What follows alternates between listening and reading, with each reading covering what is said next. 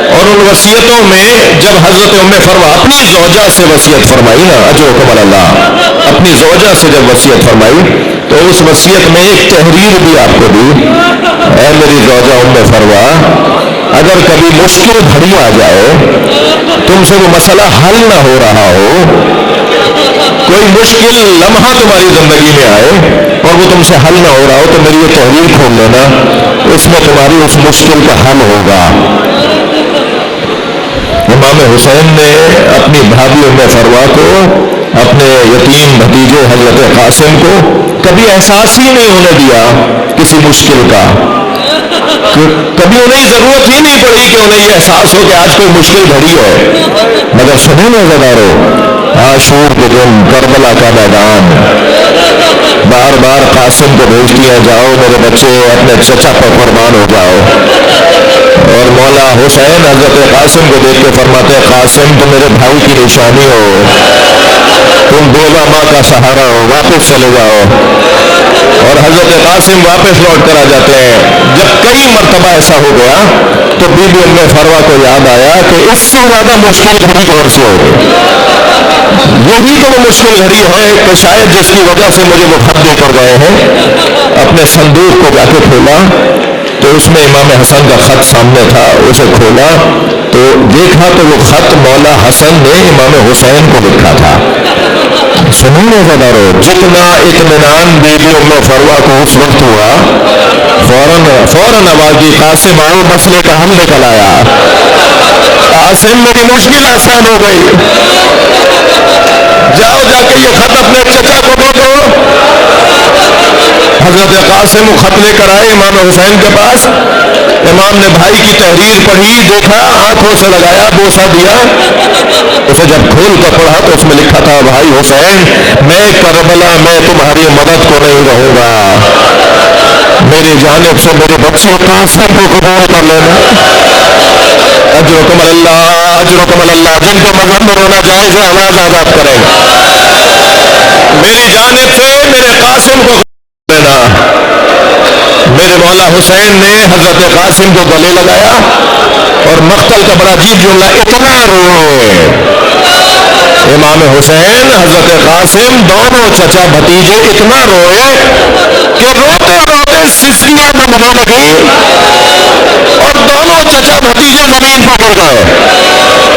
میں نے یہ کتابوں میں پڑھا ہے، بزرگ علماء نے لکھا ہے کہ جب دونوں غشی کے عالم میں تھے تو میں رونے والوں سے پوچھو، جب کوئی بے ہوش ہو جاتا ہے تو اسے کیسے بیدار کیا جاتا ہے؟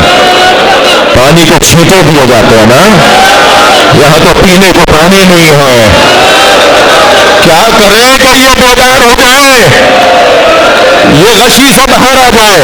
میں نے بڑا عجیب جملہ پڑھا، جناب زینب سے ہونے بیٹھ گئی، آنکھوں سے آنسو ٹپکنا شروع ہے۔ امام حسین نے آنکھیں کھول دی، بہن زینب تمہیں کس نے رلایا؟ کہ بھیا قاسم کو رخصت کر دو۔ میرے مولا حسین نے حضرت قاسم کو تلوار حمائل کی۔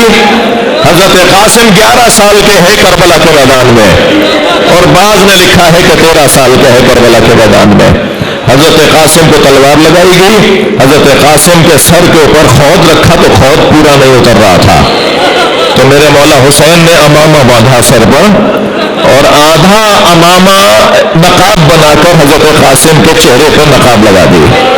اور سنیں گے غدارو، میرے مولا نے اپنے ہاتھوں سے پکڑ کے گھوڑوں کو بٹھایا، مگر حضرت قاسم کے پیر رکابوں تک نہیں پہنچ رہے تھے، تو رکابوں کو کاٹ کر چھوٹا کیا گیا کہ قاسم کے پیر گھوڑے کی رکابوں تک آ جائے، جہاں پیر لگائے جاتے ہیں اور رکھے جاتے ہیں وہاں حضرت قاسم کے پیروں کو پہنچایا گیا، اور پھر گھوڑے پر بٹھا کے فرمایا، جاؤ قاسم، جاؤ جا کے بتاؤ کہ تم کس کے پوتے ہو، جاؤ دشمن کو بتاؤ کہ کس عباس نے تمہاری تربیت کی ہے۔ حضرت قاسم اجرکم اللہ میدان کربلا میں پہنچے، نقاب لگائی ہوئی ہے، منحنی سا بدن ہے، چہرے کے اوپر جوانی اور بچپنے کے آثار ہیں. حضرت قاسم نے دشمن کا مقابلہ کیا. ارزق شامی اور اس کے 3 پہلوان بیٹوں کو فنڈار کیا. جب اس کے 3 بیٹے مر گئے نا تو پھر ارزق شامی خود میدان میں اترا اور یہ کہہ کے اترا اس نے تو میری نسل ہی کاٹ دی, اس نے تو میری نسل ہی منقطع کر دی. اور میدان میں جب آیا تو حضرت قاسم نے 2 بار سے زیادہ حضرت قاسم کو ضرورت نہیں پڑی اسے مارنے کی.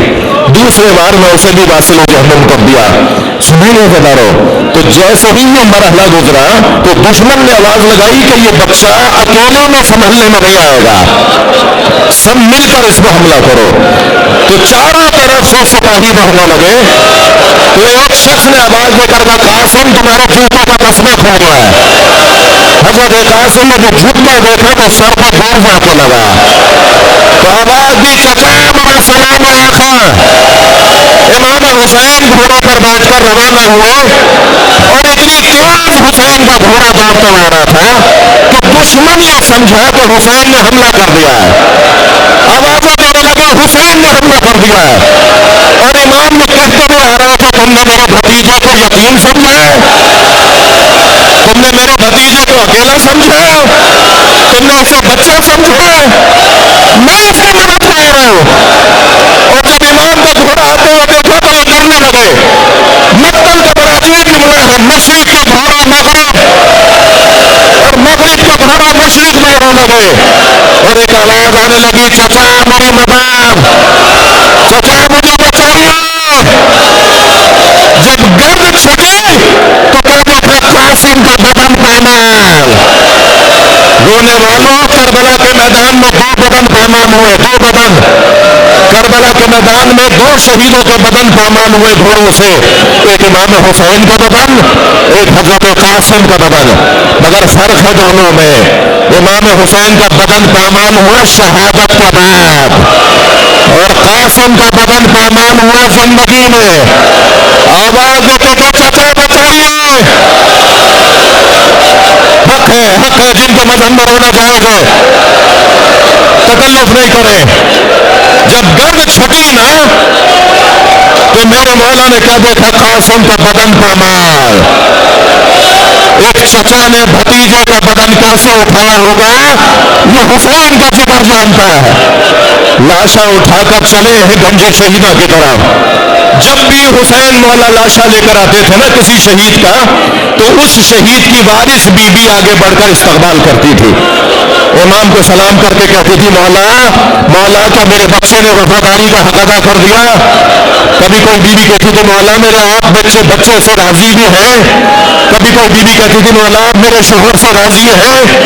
جب حضرت قاسم کا لاشا لے کر آئے نا تو ساری بیویاں صف باندھے کھڑی تھی مگر اس بچے کی ماں نظر نہیں آئی. تو امام نے تعجب سے جناب زینب کو مخاطب کیا, بہن زینب بھابھی ام فروا کہاں ہے؟ تو ایک اور بیوی نے بتایا وہ خیمے کی پوچھ پر سجدے کی حالت میں ہے. اب جا کے بیویوں نے دیکھا سجدے کی حالت میں تھی اور تسبیح پڑھ رہی تھی, شکران شکران یا اللہ تیرا شکر ہے تو نے میری قربانی قبول کر لی. 2 جملے آپ سنیں گے ذرا تھکیں گے نہیں. جب سجدہ مکمل ہوا جناب زینب نے فرمایا بھابھی آپ کو حسین بلا رہے ہیں. آگے کھڑی ہوئی وہاں جہاں لاشا رکھا ہوا تھا, پہلے تو اپنے بچے کا پامال لاشا غور سے دیکھا اور پھر سر اٹھا کر امام حسین کو دیکھا اور فرمایا آقا حسین مجھے میرے قاسم کا کرتا چاہیے. جس کرتے میں میرا بچہ شہید ہوا ہے مجھے اپنے بچے کا یہ کرتا چاہیے. امام نے نہیں فرمایا بھابھی اس کرتے کا کیا کرے گی, یہ تو تار تار ہو گیا, چاک چاک ہو گیا, یہ خون بھرا کرتا اس کا آپ کیا کرے گی. ماں مانگ رہی ہے نا ماں. امام حسین نے کچھ ہی دیر میں وہ خون بھرا کرتا, وہ تار تار کرتا, وہ چاک چاک کرتا حضرت ام فروا کو دے دیا. بی بی نے اسے اپنے خیمے میں لے جا کے رکھ دیا. عاشور کا دن عصر کا وقت, خیمے لٹنا شروع ہوئے, تبرکات لوٹے گئے. آخری جملے ہیں میرے بیان میں, میرے خطاب میں, میرے مصائب کے بیان میں آخری جملے. وہ خیمے لوٹے گئے, سب کچھ لوٹ لیا گیا. یہ قافلہ 11 محرم کو کوفہ سے شام آ گیا. شام میں اسیر رہا، اسیری سے رہائی ملی تو تبرکات واپس آئے۔ ہر بیوی کے ہاتھ میں اس کی گٹھڑی تھی، حضرت ام فروہ کے ہاتھ میں بھی گٹھڑی تھی، مگر بیوی نے اسے سینے سے لگایا ہوا تھا۔ یہ قافلہ شام سے کربلا آیا اور کربلا سے پھر مدینہ آیا۔ جیسے ہی مدینہ پہنچی نا تو بار بار فرم لگی میرا اونٹ جنت البقیع لے جاؤ۔ مادر حضرت قاسم بی بی ام فروہ امام حسن کی زوجہ فرمان لگی میرا اونٹ جنت البقیع لے جاؤ۔ جب جنت البقیع پہنچی قبر امام حسن کے برابر بیٹھی، گٹھڑی تھامی، خون بھرا کتا نکالا، امام حسن کی قبر پر پھیلا دیا اور ایک مرثیہ پڑھا، تمہارے بچوں نے وفاداری کا حق ادا کر